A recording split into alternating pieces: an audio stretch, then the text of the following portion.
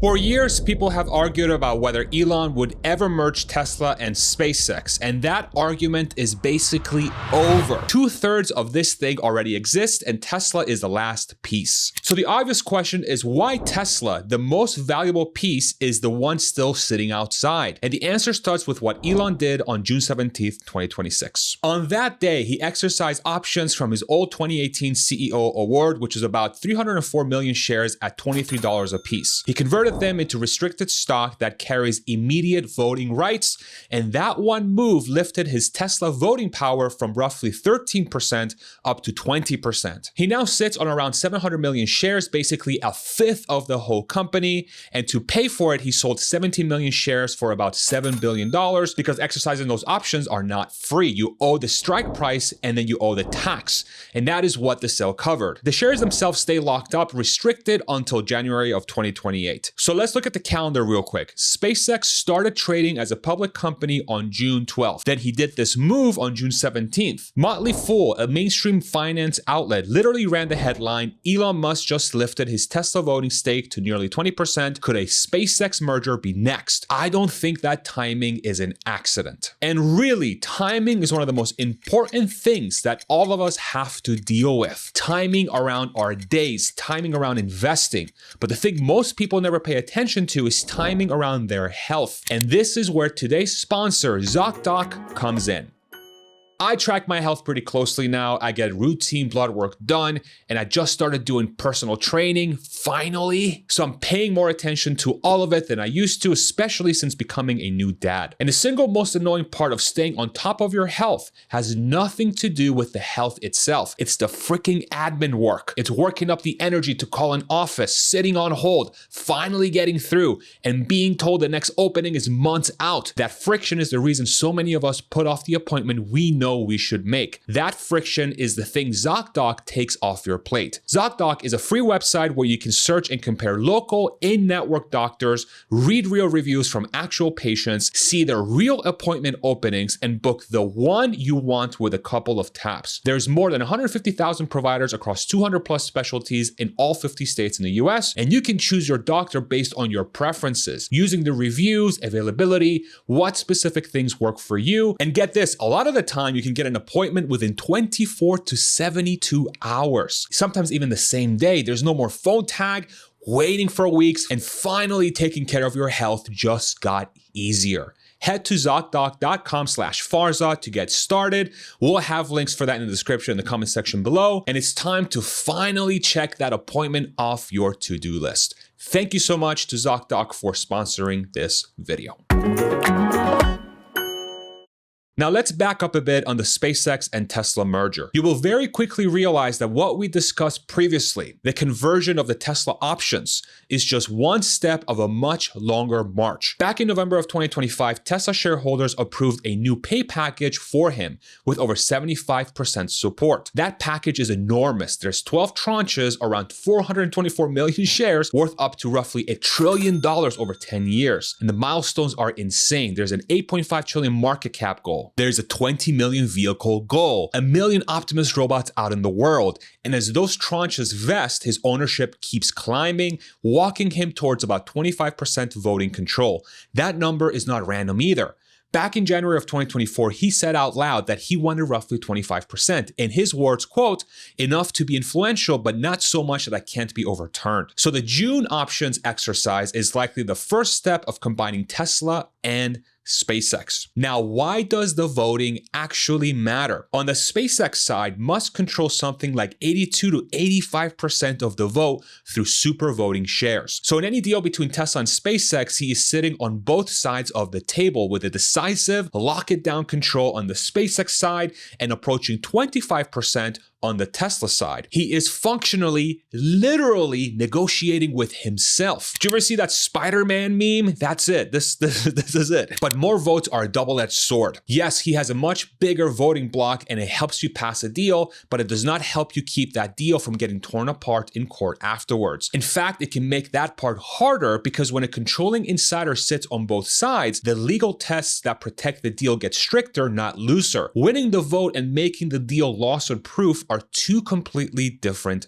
problems, which is exactly why xAI and SpaceX went first and Tesla got left for last. We have seen this movie before. In 2016, Tesla bought SolarCity for about $2.6 billion. Elon was on both sides of that too. On the SolarCity side, which was founded by his cousins, that deal went all the way to a full trial in Delaware, but it survived. A judge ruled it entirely fair in 2022, and it was affirmed in 23. But it only survived because there was a genuinely independent board running the process, a vote of the minority shareholders where Musk's own shares were excluded, and a price you could defend. That's a very hard gauntlet to pass. Now, the xAI SpaceX merger walked around that entire gauntlet by staying private and incorporating in Nevada, where the legal standard is far friendlier to insiders. In Nevada, you essentially have to prove, quote, known misconduct to win. In Delaware, you have to prove the deal was, quote, entirely fair, which is a much higher bar for the company to clear. It's much harder to do that with a Tesla merger. Tesla is public, it is heavily owned by outside shareholders, and it is sued constantly. Those shareholders are already in court over Tesla's $2 billion investment into xAI from January of 2026. So the order here came down to the friction. The two pieces that could merge quietly and cheaply merge first, and then the public, lawsuit-filled, minority-owned one got saved for last. Now, a cleaner table of investors is only half of what the SpaceX xAI merger handed to Elon. The other half is a balance sheet. In June of 2026, SpaceX priced its very first investment-grade bond, and the demand was staggering. They went out targeting for $20 billion, and they upsized it to $25 billion, and the order book came in at around $90 billion. That is oversubscribed by about 3.5 times. Investors wanted to lend SpaceX almost 4 times the money it was asking for. Now, this deal had 5 tranches with coupons running from about 5.35% up to 6.65%, with maturity stretching all the way out to 2056, costing SpaceX around $1.5 billion a year in interest. The lead banks were the usual Bank of America, Citi, Goldman, JP Morgan, Morgan Stanley, the biggest banks in the world. The ratings came back investment grade across the board. So what is all that money for? There's 2 things. It refinances the expensive debt left over from Musk's 2022 Twitter acquisition, and it refinances the costly xAI loans from 2025, plus some general corporate use. And on top of that, SpaceX disclosed that it is sitting on a cash pile of about $100 billion. So follow what just happened. The whole Musk ecosystem's debt now gets routed through SpaceX, and the public bond market refinances it at cheap investment grade rates. SpaceX became the financial foundation, and any Tesla combination is going to lean on that foundation. Now, the second thing that SpaceX did with what it inherited is turn its compute into a landlord business. In June of 2026, SpaceX signed a startup called Reflection AI to rent compute at $150 million a month every single month, which is about $6.3 billion total through the end of 2029. Reflection AI is an open source AI startup founded by ex-DeepMind people, NVIDIA-backed, pitched as the American open source answer to DeepSeek. This is on top of their Anthropic and Google deals worth multiple tens of billions. Now, what's interesting is that Colossus was xAI's training supercomputer, the cluster that trained Grok. After the merger, SpaceX owns Colossus, and it flipped it into a commercial multi-tenant cloud that people in the industry call a neo-cloud. And like I mentioned, Google is in there at roughly $920 million a month, and Anthropic signed up for around $45 billion over multiple years. The committed compute revenue from outside customers now tops $80 billion through 2029. So Elon took a pile of GPUs he inherited in a merger and turned them into a recurring revenue model, called is something like $80 billion in backlog that helps justify SpaceX's roughly $1.8 trillion valuation today and helps service that new bond debt. And it makes SpaceX a credible AI infrastructure partner for exactly the things Tesla needs compute for: autonomy and Optimus. Now, if you're enjoying this video, about 70% of you that watch my channel often are not subscribed, and the easiest and quickest way to support is by clicking the subscribe button. It's completely free and it goes a very long way. Thank you so much. Now, the third piece is the silicon. Terafab is the planned shared chip megafab announced in March of 2026, going up near Austin. It is reported as a joint venture across Tesla, SpaceX, and xAI, and the fact that it has to be a three-way joint venture tells you the corporate walls between these companies are already getting in the way of just building the damn thing. The cost estimates have been climbing as well. It was about $25 billion initially in March, and by May of 26, SpaceX was estimating as much as $120 billion all in across the phases. It is supposed to crank out custom chips for FSD, Cybercab, and Optimus, plus radiation-hardened chips for data center satellites in space. But Tesla has been here before. Dojo was Tesla's in-house AI training supercomputer, and Tesla killed it in August of 2025, where Musk said, quote, all paths converge on AI 6, and called Dojo 2 an evolutionary dead end. The lead of that program and about 20 staff walked out the door to start their own companies, and then a few months later, the program was revived. Would you look at that? Tesla's own targets for Terafab are small batch AI5 chips by late 2026 and volume in 27, but analysts don't buy it. Morgan Stanley projects meaningful output only somewhere around 2028 to 2030, with many publications out there framing Terafab as something that, quote, reeks of desperation. But then there are the pieces that are already physically real. AI5 is Tesla's next-gen edge inference chip for FSD and Optimus,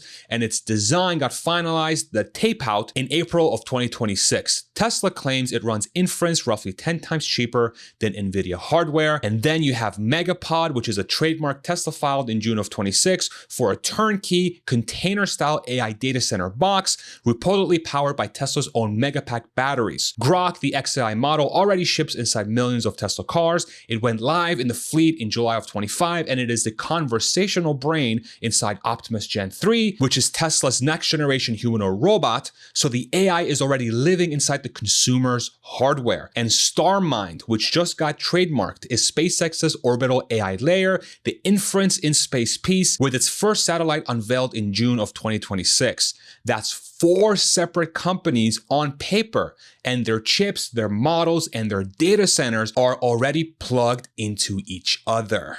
So step back and look at what these companies actually are. There are 2 kinds of companies in this whole story. Tesla is the one that acts on intelligence. It takes a trained AI model and spends compute to turn it into physical motion, with FSD turning inference into steering input and Optimus turning inference into 2 hands manipulating a box or whatever, a robotaxi turning inference into a left turn through traffic. Every car and every robot is an edge node that takes a finished model and converts it into movement.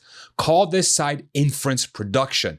Then you have SpaceX and xAI, which are the other kind. Colossus trains Grok, the orbital layer with StarMind generates inference up in space, Starlink beams it down, and Starship keeps dropping the cost of putting raw compute anywhere you want it. Call that side inference production. One side makes the intelligence, the other side spends it. Now think about what intelligence actually costs. There's the cost to produce a ton of intelligence, and then there's the cost to deliver and act on it in the real world. Right now, those 2 costs sit in separate companies, and every single time a unit of intelligence crosses from the producer to the consumer, it gets taxed. You've got IP licensing, you have related party reviews, duplicate overhead, lawyers on both sides of every deal. But bring those 2 things together into one company, and all of that friction goes to basically zero. Then that one trained model gets amortized across the largest surface anybody on Earth can offer. Robotaxis, millions of Optimus robots, satellites in orbit, and outside data center customers renting the compute. The single biggest cost in all of AI is the fixed cost of training the frontier model, and you're now spreading that cost across more units than any company alive. You have one custom silicon line AI5 into AI6, which ships into the cars and the robots and the data centers. You have one energy stack with Megapack and solar, powering both the data centers, making the intelligence, and the fleet that's burning it. It's the Apple playbook taken to its absolute extreme. Apple owns the chip, the OS, and the device, so every layer subsidizes the next and nobody can undercut them. This is that, except the device is a car, a humanoid, and a satellite, and that chip flies in orbit. lowest cost per unit of intelligence in the physical world and the digital world out of one entity because it owns every layer from the silicon to the rocket to the robots. I've been tracking Elon and his companies obsessively since 2012. That's 14 years of watching him do exactly this. And the math here is just too obvious to ignore. It paints a very inevitable picture. But now here comes the uncomfortable part. Inevitable can be completely true and still be a bad deal for one side of the table. Put these together and you get a roughly $4 trillion entity that on a combined basis makes a level of profit that would require a gigantic valuation multiple to justify today's valuation. Tesla's GAAP profit is positive, but small relative to the entire entity. So now we're in this very contentious, very tense moment between Tesla and SpaceX investors, a lot of whom are owners of both companies that are asking what a fair valuation would be for each party to buy the other. The higher the relative value of Tesla to SpaceX, the better for Tesla investors. The lower, the better for SpaceX investors. And due to Elon's voting power and the trust that he gets from all investors due to his exceptional execution, it will likely end up being what he thinks the right price would be. And so the question becomes, what will Elon decide? How will that land with Tesla investors? How will that land in court after the inevitable lawsuits? The reality is that this deal is absolutely getting done. It makes no sense for it not to. There's way too many pieces between the companies that would benefit massively from being morphed into a single entity. And when it happens, it will be one of the most historic events in business and stock market history. Thank you so much for watching. I hope this video was informative and helpful, and we'll see you in the next one. Take it easy, everybody. Mwah!